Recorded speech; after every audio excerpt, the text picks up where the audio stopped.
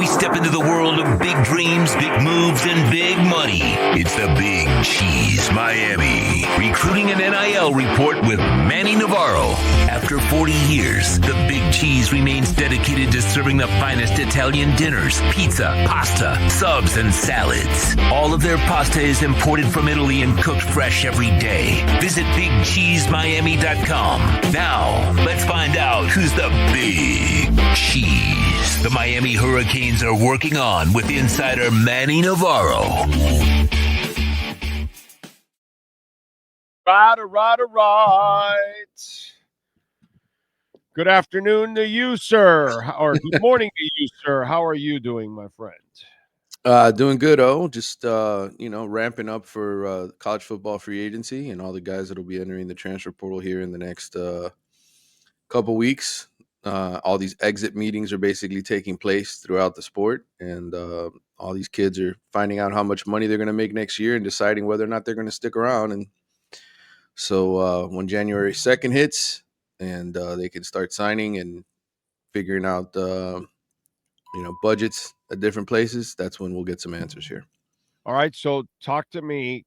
Tell Canes fans who are the big cheeses who are going to move on to pro level. As far as the Hurricanes, who Miami is losing, Yes. I mean, I think it's obvious Francis Mauigoa and Ruben Bain are going to be gone. I think both of those guys are, they've got first round grades. Where they end up in the draft, I don't know. It all depends on I guess how those interviews and everything else go. The testing goes, the physicals, everything else that teams look at to make those determinations. But I think both of those guys are gone among the underclassmen. Look, this here's what I would tell Miami fans who were like, "Oh, we blew our chance, right? We didn't make the playoff this year, and Ruben Bain and Mauigoa are gone, and those offensive linemen are going to be leaving, and all this kind of stuff." This is why Mario was brought in, so that you wouldn't have a drop off, so that you continue to recruit at a high level. And so, in all honesty, I am not concerned, because I think Miami has recruited at a level like the Ohio States and the Georgias and the Alabamas, where the bodies are here, and now it's just a matter of, have you been developing them? And I think on the offensive and defensive lines, which is obviously the two most important areas, they've done a good enough job there where you shouldn't see a drop off. Right. It's just a matter of win the games that you're supposed to win, and put yourself in that position, and that's it. Like, this year I had you at 11-1 because I'm going to give you a break on one. Next year I'm not giving you a break. Next year you need to run the table now. Yeah. Because you got to understand, maybe if you slip up one game, people will give you a break. But if you slip up two games in a bad conference, it puts you behind the eight ball, and you're UM, and you're going up against Notre Dame, and you're going up against, all that other bias stuff that's in there. This is why I'm not losing my mind with all of this. And it's just, bro, don't lose the Louisville game. Now next year, because you've recruited so well, now you can't lose a game. Now your schedule is not strong enough for you to lose any games next year. You should win all your games, including November 7th against Notre Dame. Yeah, I mean, that'll be the game that'll be the tell sign to their season, right? And how far they can go in the playoffs and all that kind of stuff next year.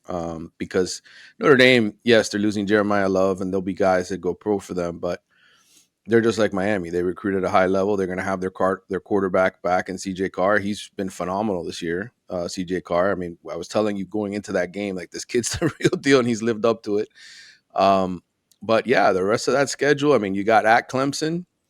You're going to be at North Carolina, at Stanford, and at Wake Forest. I mean, none of those games right now give me any pause. And then you got Virginia Tech, Pitt, Florida State, Boston College, Central Michigan, and FAMU at home. And there'll be one more ACC opponent added to this at some point, because they only have 3 non-conference teams on the schedule. So there will be a 9th ACC opponent. We just don't know who it is yet.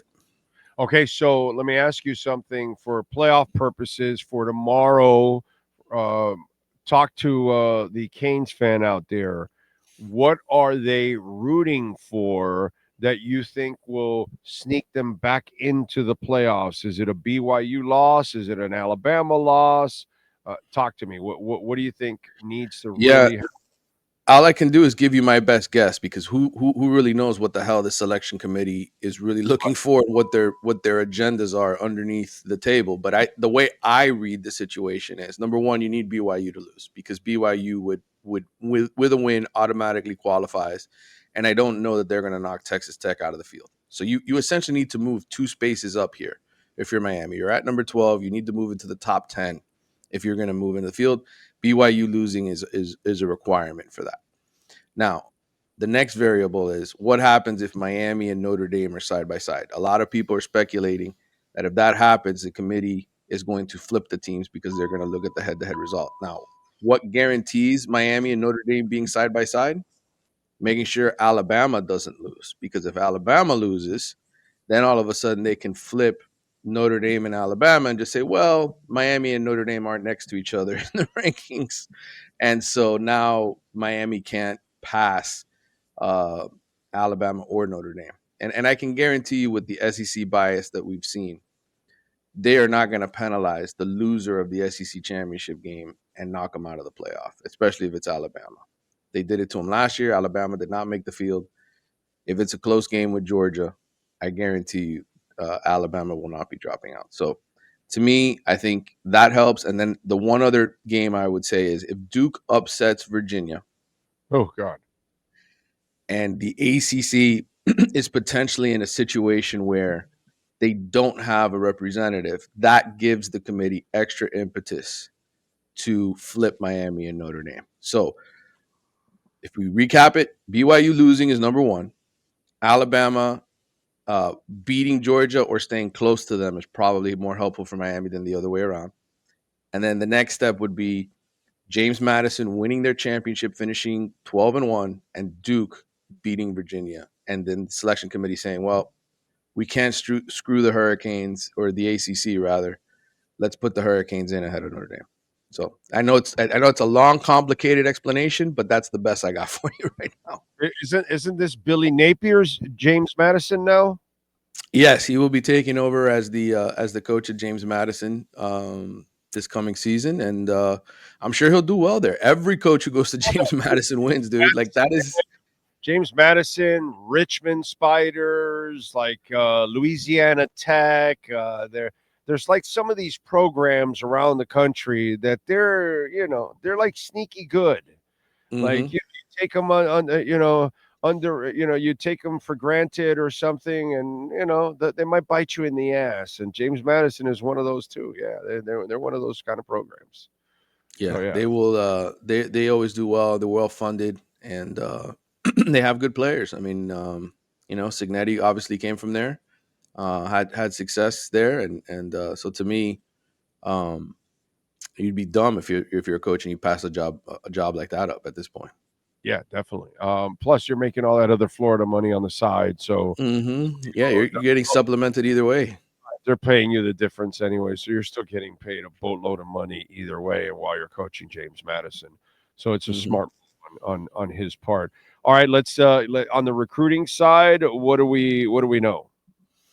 Well, I mean, just that they signed a fabulous class on Wednesday. I think there's really no holes in it when you look at it on paper. I mean, the offensive line obviously needed to be retooled. I think you potentially have 2 starters. Quarterback is the one area that the transfer portal. We know that's where they're going to go for sure, and look for somebody I think who's a little bit more mobile than Carson Beck.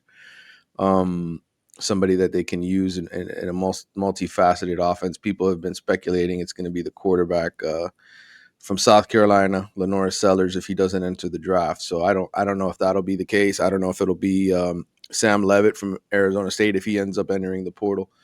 But Darion Coleman, the freshman they signed, I like a lot. And people have been comparing him to Cam Ward. He throws from all different kinds of arm slots like Cam does. Tough kid, tremendously fast release. Really good arm strength. So he's just short. He's 6 feet, 165 pounds. Now he's got people in his family and his family history that have gone through growth spurts. So there's the hope that maybe he'll grow a few more inches here, but we'll see what happens. But he's not going to come in and win the jobs right away. It's going to be a transfer, and I think it'll be Darian Coleman and Luke Nickel competing to be the 2027 quarterback. Okay. All right. Darian Coleman. All right. Good kid. Good kid. I met him a year and a half ago, 2 years ago. I went up to Orlando to an Elite 11 camp and watched him, and immediately was like, whoa, that kid's release is so smooth and fast. And he was going to go to, I think, Oklahoma. And then Oklahoma ended up taking another quarterback in his class. He was upset about that. And Miami swooped in at the right time and got him. So. Okay. I know Devin's asking about Ole Miss, but Ole Miss they already have their coach. They already named the guy that's going to be in place, right? I mean, yeah. The defensive coordinator, Pete Golding, will be taking over there. And, look, I don't expect too much of a drop off. I know Lane Kiffin is an awesome coordinator, but this is an SEC school that's spending a lot of money on football. And you better believe that after Lane Kiffin stiffed them, there's gonna be a lot of motivated donors and boosters over there to.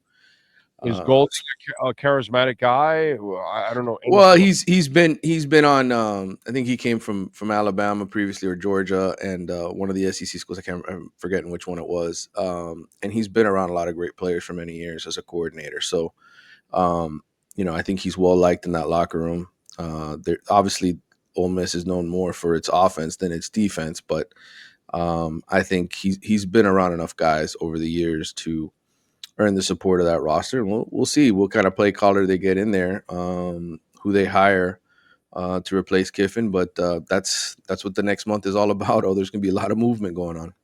So let me ask you something. What's going on in Penn State that coaches are avoiding it like a predatory area?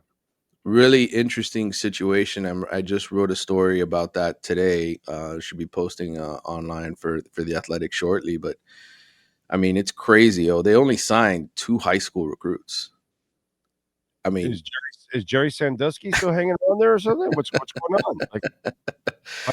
I just think the athletic director has really done a poor job getting them ready. I think they thought they were getting Kalani Sitake from BYU, and they thought it was in the bag, and they were basically waiting for him to finish the season, to finish the playoff run. And once the guy from Crumble Cookies, the big time BYU booster, found out, hey, listen, this is I got to step up. This might actually happen. He forked over a shitload of money, and so Kalani Sitake is very happy to be staying amongst his Mormon brethren out there in Utah, and now source in the world at BYU. Oh, people don't realize. They don't know. They have no idea how many resources they got out there. So rich at BYU. It's a program that could easily be a monster. It really is. I think the whole Mormon thing and all that kind of stuff is the stuff that might turn off the average kid around the country. But if they kind of tone that part down, which is they're not, because that's who they are. But if they kind of tone that part down and opened it up a little bit more, listen, it's a tough. Oh my God. It's a tough sale, because you kicked off your quarterback for having premarital sex. I mean, that's essentially what happened. And what do you expect to happen in college, right? I mean, it's a rite of passage to have premarital sex in college.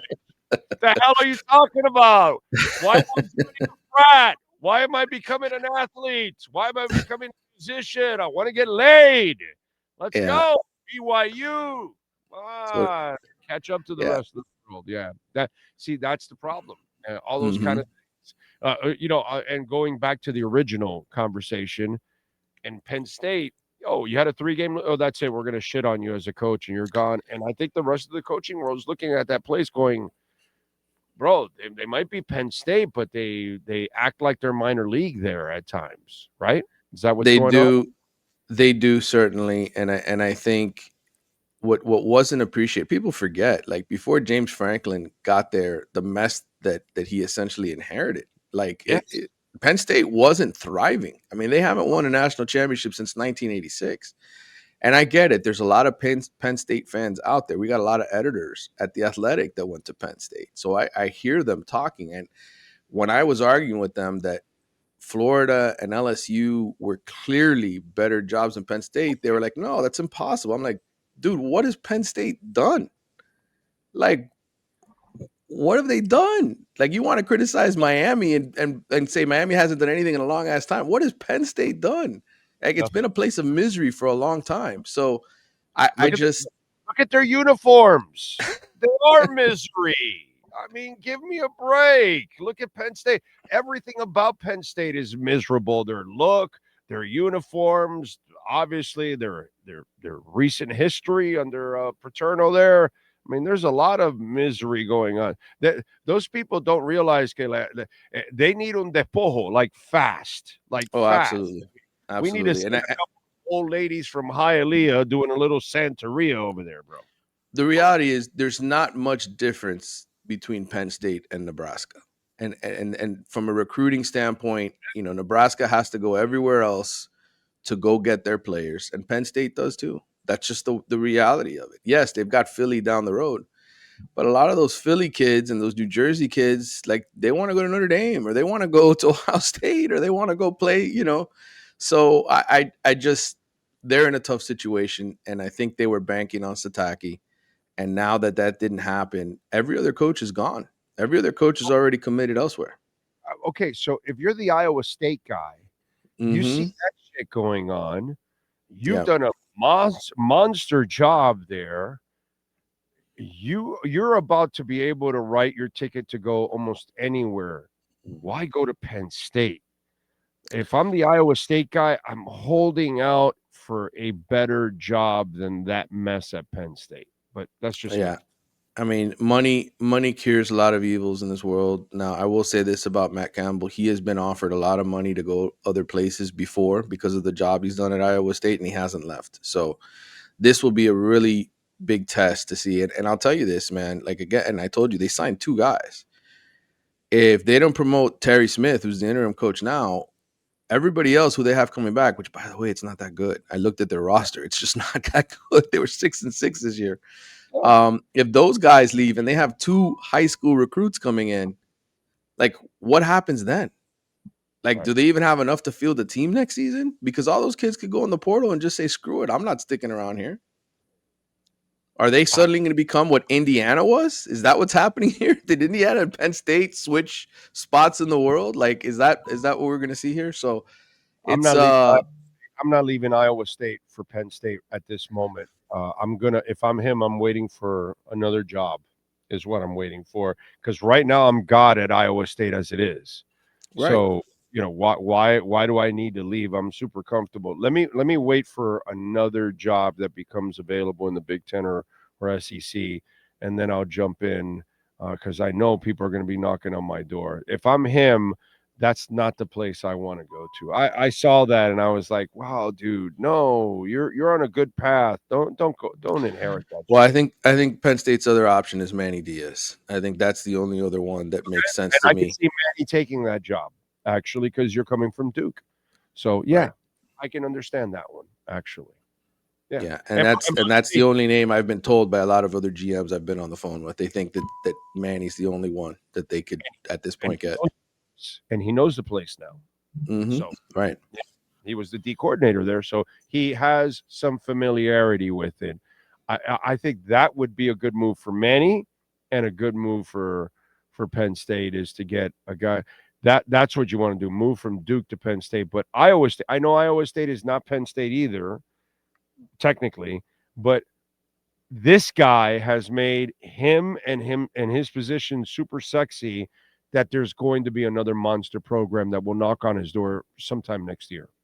Guaranteed. Yeah. Somebody who's frustrated and not getting it done will reach out to him, and that's just the way it is. How did Florida not reach out to this guy? Well, I mean, I don't know what Florida State's going to do here. I mean, they obviously decided to hold on to Mike Norvell.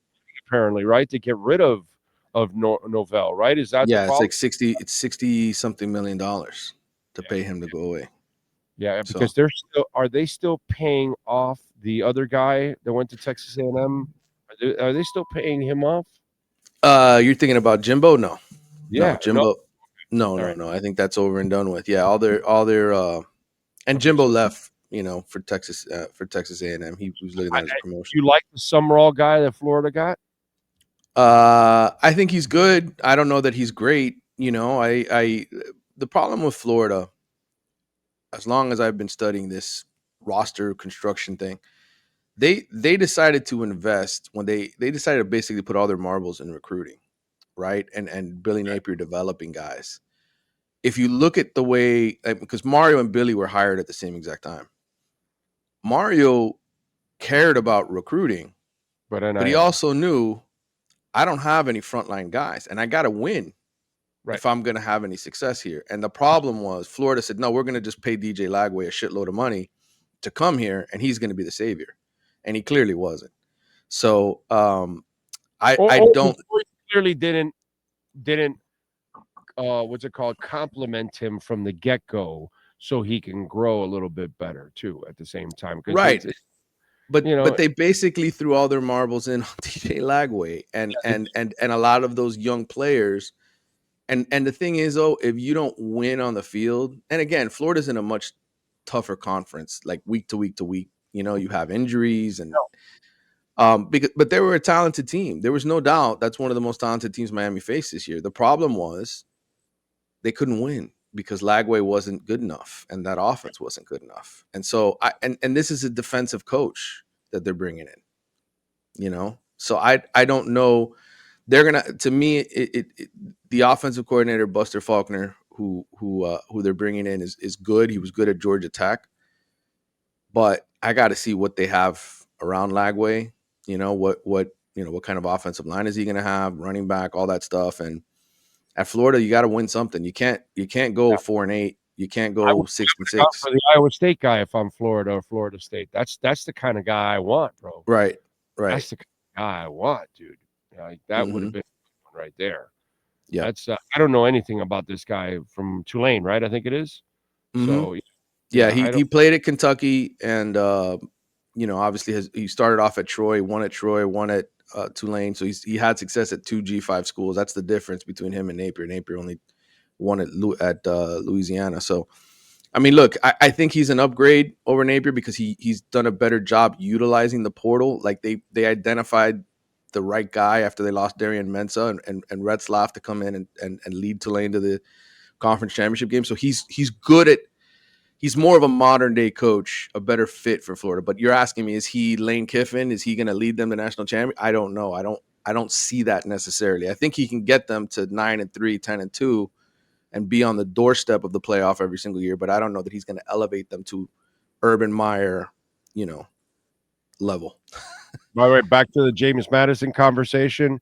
Yeah. Troy, another one of those stupid schools that if you go and, we're going to play Troy, it'll be easy. Oh, really? Oh, okay, go ahead. Yeah, go think that. And then Troy surprises your ass because they actually have people, players. They're another one of those little schools that you're like, don't overlook those people. They will fight you, All right, what do you got going on in the athletics so folks can check you out? Yeah, I was mentioning that Penn State story that I wrote. I'm hoping that comes out soon. I got my oddly specific picks for the championship weekend. I have my Miami 2026. Everybody's asking me, oh, what's the 2026 roster going to look like? I'm like, dude, I wrote the story on Monday. It's been up on the website. Like, go look at the position by position breakdown if you want that. So, and I did a new podcast yesterday with Carlos Ledo on Wide Right. So if people want to listen to that and get our thoughts on the playoff and everything else, they can listen to it there. Follow him on Twitter at Manny_Navarro. Better yet, subscribe to The Athletic so you can get all of that stuff. Subscribe to the podcast, all of that. Manny, as always, thank you, my brother. Have a fantastic weekend. We'll catch up next week. All right, brother. Take care. Thank you, sir. BigCheeseMiami.com. Oh, man. I'm telling you. 8080 Southwest 67th Avenue. Those garlic rolls are to die for. All the dishes, by the way, can become party platters. And we are now in the party platter season. So if you're going to have some kind of a holiday get-together with your employees, with your customers, friends, family members, and you want to order out because you don't want to cook, BigCheeseMiami.com. They can deliver. You can pick it up. Any dish can become a party platter. By the way, if you want to get together, you got a party, a birthday from up to 40 people, they've got a patio area now that you can rent there at bigcheesemiami.com. Call them, 305-662-6855. You can get the prices depending if it's, 20 people, 30 people, 40 people. Ask and then, figure out what you want to eat, all of that. They can do all of that for you. So you guys just show up, give out your awards, a good get together, whatever it is. They take care of the rest. They serve you the food and you have a great day and you have great food. And by the way, when you're going and eat at Big Cheese, you're also going to get family portions. So you're going to get big servings, okay? And you're going to probably take some food home. It's not like one of these restaurants that, you've been seeing around town, lots of them, that somehow or another you're paying more and they're giving you less. At Big Cheese Miami, you're going to get a big old plate that you're going to get stuffed. 8080 Southwest 67th Avenue. Call them 305-662-6855 and check out the menu, bigcheesemiami.com. You've been listening to the Big Cheese Miami Recruiting and NIL Report with Manny Navarro. At the Big Cheese Miami, they continue to purchase the same high-quality ingredients that the most expensive Italian restaurants use. The difference is they serve large portions at a family price. Visit the Big Cheese at 8080 Southwest 67th Avenue in Miami. Call 305-662-6855 or go to thebigcheesemiami.com. Go Canes! After 40 years, the Big Cheese Miami is still producing great Italian food. They started in 1984. Since then, they've been winning awards while being voted the best inexpensive Italian restaurant in Miami. Visit them for great food, amazing service. Witness the decades of Cane's memories. The walls are like a Miami Hurricanes Hall of Fame. The Big Cheese delivers anything on its menu or party platter menu to your home, office, or even a park for a picnic. Located at 8080 Southwest 67th Avenue, Miami. Call 305-662-6855. TheBigCheeseMiami.com, where they serve large portions at family prices.